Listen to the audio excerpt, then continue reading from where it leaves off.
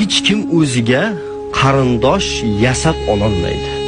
Bunaqa imkoniyat hech bir trilliarder, milliarder emas, trilliarderda ham yo'q. Hatto Fir'avnda ham, Namrudda ham bo'lmagan bunaqa imkoniyat.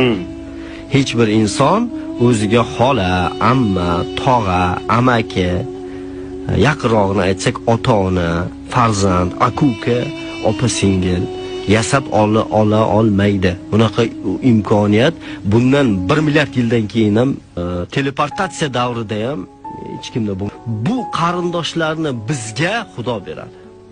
Yana takrorlayman, qarindoshni bizga ne'mat o'laroq yaratgan egam bergan. Yaratgan egam bergan har bitta ne'matni shukrini ado qilishimiz kerak. Qarindoshlikning shukrini ado qilishlik qarindosh bilan silay rahimni tikkalash orqali bo'ladi.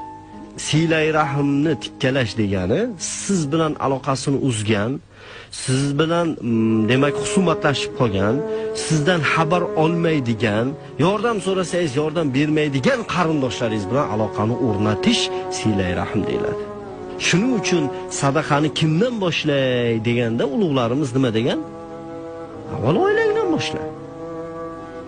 Masalan, yaqin qarindoshlaringni, oilangni hattoki og'ziga tutgan halol luqmang ham sadaqadir.